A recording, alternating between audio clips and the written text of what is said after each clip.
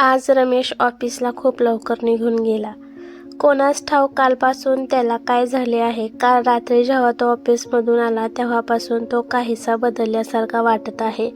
ना तो नेहमीसारखा माझ्याशी काही बोलला, ना त्याने स्वतःहून काही सांगितले.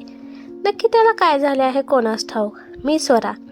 आमच्या लग्नाला 3 वर्ष झाली आहेत, पण या 3 वर्षामध्ये रमेश आजपर्यंत असा कधीच वागला नव्हता. ऑफिसला गेल्यावर तो मला दिवसातून 2-3 वेळा फोन करायचा. ऑफिसवरून येताना माझ्यासाठी काही ना काही घेऊन यायचा. छोट्या छोट्या गोष्टी माझ्याशी शेअर करायचा. माझ्याशी बोलल्याशिवाय त्याला एक क्षणही राहत नव्हते. असो, आज संध्याकाळी मी त्याला स्वतःहून विचारणार आहे की तू कालपासून असा का वागत आहेस. आणि हे काय, आज तर तो त्याचा टिफिनसुद्धा विसरून गेला आहे. हद्द झाली म्हणायची.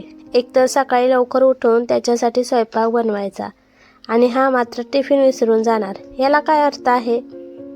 आता मलाच त्याचा डबा ऑफिसमध्ये नेऊन द्यावा लागेल, नाहीतर हा काही बाहेरचे खाणार नाही, तसंच उपाशी बसेल. मला अचानक ऑफिसमध्ये टिफिन द्यायला आलेले पाहून त्याला आनंद होईल का. मी फोन करून सांगू का त्याला की मी तुला टिफिन द्यायला ऑफिसमध्ये येत आहे. नको नको, त्याला अचानक ऑफिसमध्ये जाऊन सरप्राईज द्यावे म्हणते. हो, हे ठीक आहे, राहील. मी स्कूटी काढली आणि रमेशच्या ऑफिसमध्ये त्याला टिफिन देण्यासाठी निघाले. काही वेळाने तिथे पोहोचले तर मला रिसेप्शनवर रुक्मिणी दिसली नाही. मला वाटले रुक्मिणी रिसेप्शनवर नाही म्हणजे ती आज सुट्टीवर असेल. रुक्मिणी माझी मैत्रीण आहे आणि खूप मनमिळावू मुलगी आहे. रमेशनेच तिला ही नोकरी मिळवून दिली होती. आईवडिलांच्या मृत्यूनंतर ती बिचारी एकटी पडली होती. तिने अनेक ठिकाणी नोकरी शोधली, पण तिला नोकरी काही मिळाली नाही. त्यामुळे मैत्रिणीच्या नात्याने मी रमेशला तिच्यासाठी कुठेतरी नोकरी बघ असे म्हणाले. तेव्हा त्यानेच तिला त्याच्या ऑफिसमध्ये रिसेप्शनिस्टची नोकरी मिळवून दिली. टिफिन देण्यासाठी मी रमेशच्या केबिनमध्ये गेले तेव्हा तो केबिनमध्ये नव्हता. त्यामुळे मी त्याच्या ऑफिसमध्ये काम करणाऱ्या देसाईंना विचारले की रमेश कुठे आहे. केबिनमध्ये दिसत नाही. आज ऑफिसला येताना तो घरीच टिफिन विसरला म्हणून मी त्याला टिफिन द्यायला आले आहे. माझे बोलणे ऐकून देसाई आश्चर्यचकित होऊन म्हणाले, टिफिन विसरले. आणि पुढे म्हणाले, अहो वहिनी, ते तर कालपासून 1 आठवड्याच्या सुट्टीवर आहेत. ते म्हणत होते त्यांचे बऱ्याच दिवसाचे एक काम बाकी आहे आणि ते काम त्यांना पूर्ण करायचे आहे. मी पूर्णपणे विचारात पडले. रमेश सुट्टीवर आहे आणि 1 आठवड्याची सुट्टी घेऊन त्याला असे कोणते महत्त्वाचे काम करायचे आहे. पण तरीही मी सारवासारव करत देसाईंना म्हणाले, अरे हो, मी पण किती विसरभोळी आहे. रमेश सुट्टीवर आहेत हे माझ्या लक्षातच नव्हते. ते सकाळी जवळच कुठेतरी बाहेर गेले होते आणि नेहमीप्रमाणे ऑफिसला गेले आहेत असे समजून घरी विसरलेला डबा द्यायला मी इथे आले. असे बोलून मी हसले आणि म्हणाले, बरं ठीक आहे देसाईंची, मी आता निघते आणि ऑफिसच्या बाहेर पडते. पण आता माझ्या मनात खूप सारे उलटसुलट विचार यायला लागले. मला प्रश्न पडला की हे सर्व काय सुरू आहे. रमेश तर माझ्याशी कधीच खोटे बोलत नाही. मग त्याने आठवडाभराची सुट्टी काढली हे मला का सांगितले नाही. का लपवले माझ्यापासून. सुट्टी काढून तो आणि रुक्मिणी रोज कुठेतरी भेटत तर नसतील ना. नाही, असे विचार येताच मला खूप टेन्शन आले होते. समजत नव्हते की आता पुढे काय करावे. घराची चावी माझ्याकडेच आहे म्हणून मनात विचार आला की रमेश घरीच आला असेल, त्यामुळे घरी जायला हवे. ओम हर हरेशचंद्र हनुमंत हलायुद्ध पंचकम श्री स्मरय नित्यम घोर संकट नाशनम असे मनातल्या मनात म्हणत मी घरी पोहोचले. पण तो काही आलेला नव्हता. त्यामुळे मी त्याला फोन लावला. बराच वेळ रिंग वाजत होती पण त्याने फोन रिसीव्ह केला नाही. नंतर मी रुक्मिणीला फोन लावला तर तिनेही फोन घेतला नाही. त्यामुळे मला खूप टेन्शन आले. मी दुसऱ्यांदा जेव्हा रमेशला फोन लावला तेव्हा त्याने फोन घेतला आणि म्हणाला, हॅलो स्वरा, काय झालं, आज लंच टाईमच्या आधीच फोन केलास. त्याच्या बोलण्याचं मला प्रचंड आश्चर्य वाटत होतं, कारण तो ताड खोटं बोलत होता. त्याला काय बोलावं हेच मला समजत नव्हतं. मी कसं म्हणाले, तू बरा आहेस ना, कुठे आहेस. रमेश हसला आणि म्हणाला, हे काय विचारणं झालं का स्वरा, मी कुठे असणार. अगं ऑफिसमध्ये आहे. मी म्हणाले, आज सकाळपासून मला जरा घाबरल्यासारखं वाटत आहे म्हणून तुला फोन केला. आणि हे काय, आज तू घरीच टिफिन विसरून गेलास. तू म्हणशील तर मी तुला ऑफिसमध्ये टिफिन द्यायला येऊ का. रमेश पटकन म्हणाला, नको उगाच टिफिनसाठी भर उन्हात यायची काही गरज नाही आणि तसंही मला आज काही भूकसुद्धा नाही. मी अगदी व्यवस्थित आहे. तू घाबरू नकोस. आज ऑफिसमध्ये खूप काम होतं म्हणून सकाळी घाईत निघालो आणि टिफिन विसरलो. मी म्हणाले, ठीक आहे, तू तुझं काम कर. आणि हो, मी रुक्मिणीला विचारत होते म्हणून सांग. तेव्हा रमेश म्हणाला, अगं ही काय रुक्मिणी माझ्यासमोर आहे, तू बोल तिच्याशी. रुक्मिणी रमेशच्या समोरच आहे. हे ऐकताच मला भयंकर राग आला आणि खात्रीही पटली की या दोघांचं नक्कीच काहीतरी सुरू आहे. कारण आज दोघेही ऑफिसमध्ये नव्हते आणि बाहेर एकत्र आहेत. रमेश म्हणाला, रुक्मिणी हा घे फोन आणि स्वराशी बोल. रुक्मिणीने फोन घेतला आणि म्हणाली, हॅलो स्वरा, कशी आहेस? मी तिला याचं उत्तरही न देता म्हणाले, रुक्मिणी खूप दिवसांपासून तू माझ्या घरी आली नाहीस. आज संध्याकाळी रमेशसोबत घरी ये आणि रात्रीचं जेवण आपण मिळून करूया. खरं तर मला तिचा प्रचंड राग येत होता. या दोघांमध्ये काहीतरी सुरू आहे असं सतत वाटत होतं. तरीही मी स्वतःला सावरलं. रुक्मिणी म्हणाली, हो स्वरा, आजकाल ऑफिसमध्ये खूप काम असतं म्हणून तुझ्या घरी यायचं ठरवलं तरी जमत नाही. पण तू म्हणतेस तर आज मी नक्की येईल. मग आपण दोघी मिळून खूप गप्पा मारू. ती खूप प्रेमाने म्हणाली. तेवढ्यात रमेश म्हणाला, हे काय रुक्मिणी, सगळं तूच बोलणार आहेस की मलाही काही बोलू देणार आहेस? तेव्हा रुक्मिणीने हसत रमेशकडे फोन दिला. रमेश म्हणाला, बायको, आज घरी येताना मी तुझ्यासाठी तुझे फेवरेट समोसे घेऊन येऊ का? आधीच मी खूप रागात होते त्यामुळे रागाच्या भरात म्हणाले, तुम्हाला जे योग्य वाटेल ते करा. असं बोलून मी फोन कट केला. एकीकडे रमेशच्या अशा खोट्या प्रेमाची मला किळस वाटत होती तर दुसरीकडे मनात एकच विचार घोळत होता, आज संध्याकाळी या दोघांचा खरा चेहरा माझ्यासमोर येणारच आहे. दुसरीकडे मला विश्वासच बसत नव्हता की माझा नवरा मला अंधारात ठेवून बाहेर माझ्याच मैत्रिणीसोबत असे चाळे करत आहे. या दोघांचे प्रेम प्रकरण केव्हापासून सुरू आहे हे कळतच नव्हते. रमेश असा माझ्याशी वागूच शकत नाही. आमच्या आयुष्यात सगळं काही नीट सुरू होतं. आम्ही किती आनंदाने संसार करत होतो. आमच्या लग्नाला 3 वर्ष झाली पण कधीच आमच्यात कसलेही वाद झाले नाहीत. मग रमेश असा का वागला? त्याने माझा विश्वासघात केला का? असे विचार करताच माझ्या डोळ्यात पाणी आले. मी डोळे पुसले.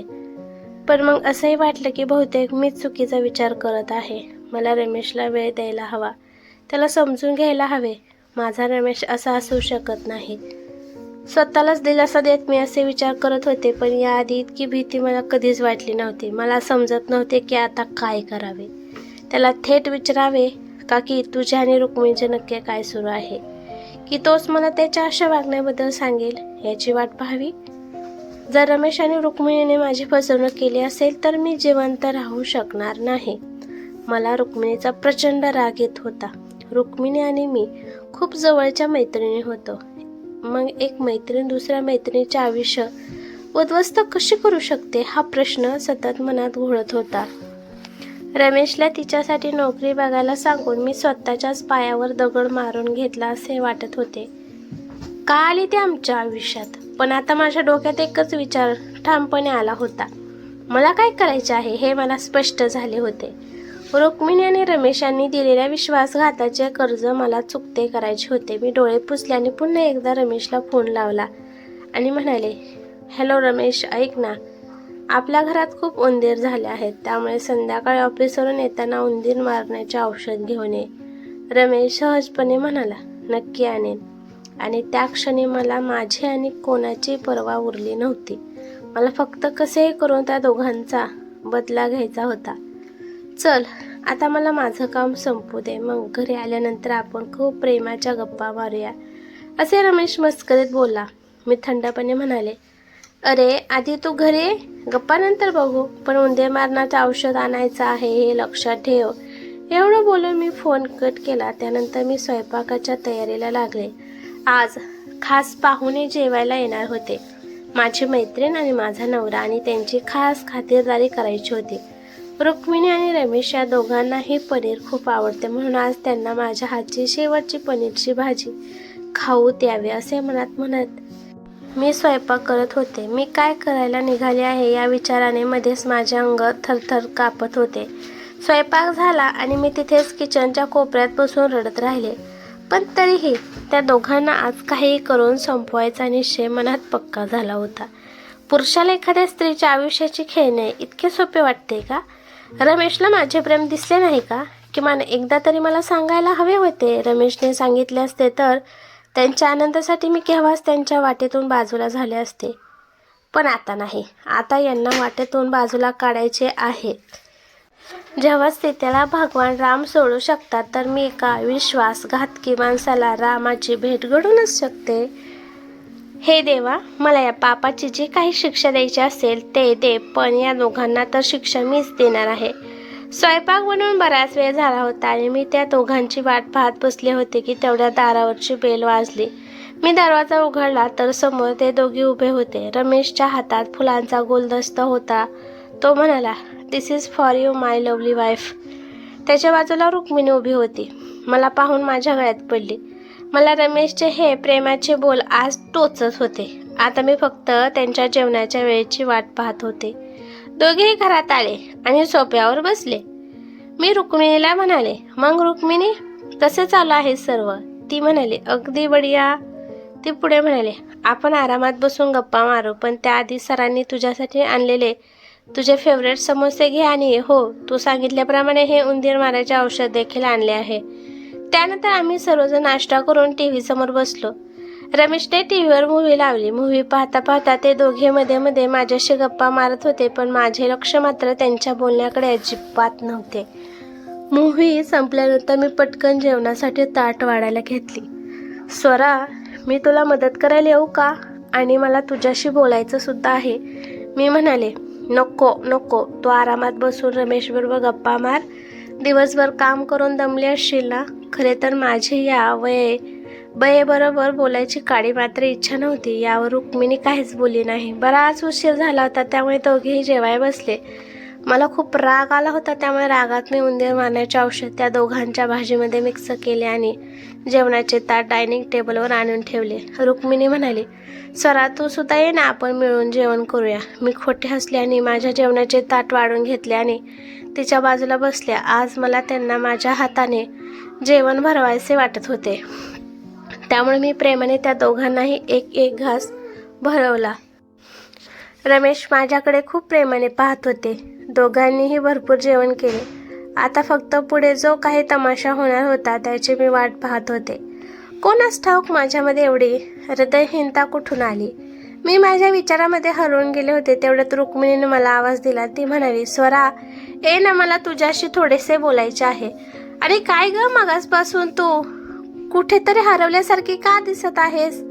काय विचार करत आहेस?" रमेश म्हणाले, "अगं स्वरा, ए ना, रुक्मिणी तुझ्याशी काहीतरी बोलायचे आहे म्हणत आहे ना." मी मनात म्हणाले, "मला ठाऊक आहे तिला माझ्याशी काय बोलायचं आहे ते. सांगणार असेल की माझेही तुझ्या नवऱ्यावर खूप प्रेम आहे म्हणून." "हो, रुक्मिणी आली." असे बोलून मी तिच्याजवळ जाऊन बसले. रुक्मिणी म्हणाली, "स्वरा, प्लीज तू मला चुकीची समजू नकोस." मी मनात म्हणाले, "आधी मला काय झाले ते सांग, मग विचार करेन." रुक्मिणी म्हणाली, "स्वरा, मला माझा एक्स बॉयफ्रेंड मागच्या 3-4 महिन्यापासून खूप त्रास देत आहे. त्याच्याकडे माझे काही फोटोज आहेत आणि त्या बदल्यात तो दर महिन्याला माझ्याकडून पैसे घेत आहे. काल देखील तो माझ्या ऑफिसमध्ये पैसे घेण्यासाठी आला होता आणि माझ्याकडे पैसे नव्हते, त्यामुळे त्याने मला माझे फोटोज इंटरनेटवर टाकण्याची धमकी दिली आणि हे सर्व रमेश सरांनी पाहिले. मी त्यांना काही सांगणार नव्हते, पण तू माझ्याशी ज्या पद्धतीने बोलत होतास हे सरांनी ऐकल्यामुळे मला त्यांना सर्व काही सांगावे लागले. मला वाटले की रमेश सर मला चुकीचे समजतील, पण त्यांनी मला फक्त सपोर्ट केला नाही तर आज त्यांच्या घरी जाऊन त्याचा मोबाईल आणि लॅपटॉपमध्ये सर्व फोटो काही डिलीट केले आणि त्याचा कबूलनामा सुद्धा फोनमध्ये रेकॉर्ड केला. आज बऱ्याच महिन्यानंतर मला मोकळे वाटत आहे, ते फक्त तुम्हा लोकांमुळेच. रमेश सर याबद्दल तुला कालच सांगणार होते, पण मीच त्यांना म्हणाले घडलेला प्रकार मी स्वतः स्वराला सांगेन, त्यामुळे त्यांनी तुला काही सांगितले नाही. रमेश सरांचे तुझ्यावर खूप प्रेम आहे स्वरा. प्लीज तू मला चुकीचे समजू नकोस. माझ्याकडून नकळत चूक झाली, ज्याचा फायदा तो नराधाम उचलत होता." रुक्मिणी हे सर्व एका दमात बोलली आणि रडायला लागली. तिचे बोलणे ऐकून मी म्हणाले, "चूक तुझ्याकडून झाली नाही रुक्मिणी, माझ्याकडून झाली आहे." अचानक मला चक्कर आली आणि मी बेशुद्ध होऊन जमिनीवर पडले. मी जेव्हा शुद्धीवर आले तेव्हा मी माझ्या बेडरूममध्ये होते. रमेश आणि रुक्मिणी माझ्या बाजूला बसले होते. मी खूप मोठ्याने ओरडले, "पटकन डॉक्टरांना फोन करा." रमेश, मी तुमच्या जेवणाच्या दोघांच्यात उंदीर मारण्याचे औषध मिसळले होते. प्लीज पटकन डॉक्टरांना फोन करा. मी उठले आणि वेड्याप्रमाणे माझा फोन शोधायला लागले आणि मोठमोठ्याने ओरडायला लागले. तुम्हा दोघांना समजत नाही का? मी तुम्हाला डॉक्टरांना फोन लावायला सांगितलं आहे. कोणीतरी माझा फोन द्या प्लीज. रमेश म्हणाला, तू आमच्या जेवणात उंदीर मारण्याचे औषध मिसळले असे का बोलत आहेस? स्वरा, काय झाले आहे तुला? हे बघ, आम्ही दोघे ठीक आहोत, तुझ्यासमोर उभे आहोत. मी म्हणाले, आता माझ्याकडे तुम्हाला समजवण्यासाठी अजिबात वेळ नाही. तुम्ही फक्त लवकरात लवकर डॉक्टरांना फोन करा. रमेश माझा हात पकडून म्हणाला, अगं स्वरा, आधी माझे ऐकून तरी घे. मी म्हणाले, मला काही ऐकायचे नाही. मी हॉलमध्ये धावत आले तर समोरच टेबलवर माझा मोबाईल होता. मी पटकन मोबाईल उचलला आणि आमच्या फॅमिली डॉक्टरांना पटकन घरी यायला सांगितले. मी सांगितले की डॉक्टर साहेब, जेवणामध्ये चुकून उंदीर मारण्याचे औषध पडले आणि सर्वांनी जेवण केले आहे. तुम्ही येईपर्यंत जर बाहेरच्या कोणते औषध आणायचे असेल तर ते सांगा. मी पटकन जाऊन घेऊन येते. डॉक्टर म्हणाले, नाही, तुम्हाला प्रिस्क्रिप्शनशिवाय कोणीही औषध देणार नाही. मी पटकन निघतो. तुम्ही अजिबात टेन्शन घेऊ नका. मी मागे वळून पाहिले तर रमेश आणि रुक्मिणी दोघेही माझ्या मागे माझे बोलणे ऐकत उभे होते.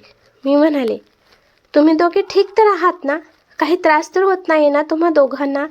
म्हणजे डोकेदुखी, घाबरल्यासारखे वाटते किंवा मग पोटात वगैरे दुखते का? सांगा ना. हे देवा, माझ्याकडून ही अशी चूक कशी झाली? रागाच्या भरात हे मी काय करून बसले? माझ्या कृत्यावर मला आता स्वतःचीच लाज वाटत होती.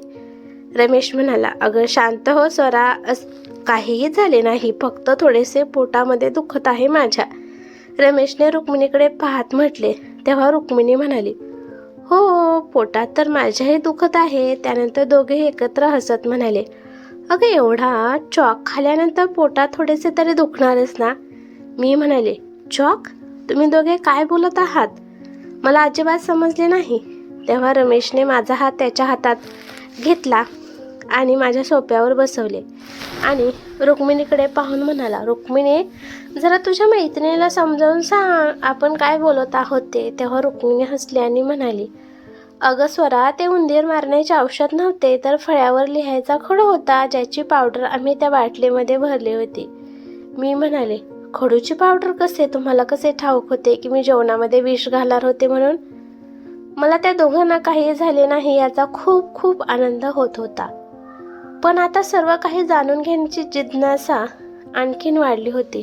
रमेश म्हणाला, स्वरा, जेव्हा आम्ही समस्या घेत होतो तेव्हा आम्हाला देसाईंचा फोन आला होता. त्यांनी आम्हाला सांगितले की तू सकाळी ऑफिसमध्ये आली होतीस. तेव्हाच मला समजले की तुला ठाऊक झाले आहे की आम्ही दोघे ऑफिसमध्ये नाही तर दुसरीकडे एकत्र आहोत आणि अचानक तू उंदीर मारण्याचे औषध मागवलेस. हा केवळ योगायोग असू शकत नाही. त्यामुळे आम्ही पटकन उंदीर मारण्याच्या औषधाच्या जागी खडूची पावडर ठेवली. आम्हाला भीती होती की तू आमच्याबद्दल काहीतरी चुकीचे समजून रागाच्या भरात चुकीचे पाऊल उचलशील. त्यामुळे आम्ही पटकन धावत आलो. पण तुला व्यवस्थित पाहून समजले की आतापर्यंत सर्व काही ठीक आहे. अरे हो, मी देसाईंना तर विसरूनच गेले होते. मग मी रमेशला विचारले की तू आठवडाभराची सुट्टी का काढलीस आणि त्याबद्दल माझ्याशी काहीच का बोलला नाहीस? रमेश म्हणाला, अगं स्वरा, ही बघ शिमल्याची तिकीटे. आपण दोघे शिमल्याला जाणार आहोत. मला तुला सरप्राईज द्यायचे होते, त्यामुळे मी तुझ्याशी सुट्टीबद्दल बोललो नाही. माझे डोळे पाण्याने भरले आणि मी रमेशला घट्ट मिठी मारली आणि म्हणाले, मला माफ कर. मी तुला खूप चुकीचे समजले होते. मी रुक्मिणीचीही माफी मागितली.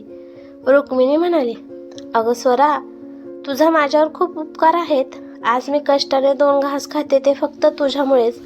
त्यामुळे तू माझी माफी मागू नकोस. अगं स्वरा, डॉक्टर साहेबांना फोन करून कळव की आम्ही व्यवस्थित आहोत, नाहीतर ते उगाच येतील आणि त्यांनासुद्धा खडूच्या पावडरचे जेवण द्यावे लागेल. तिचे बोलणे ऐकून आम्ही सगळे हसायला लागलो.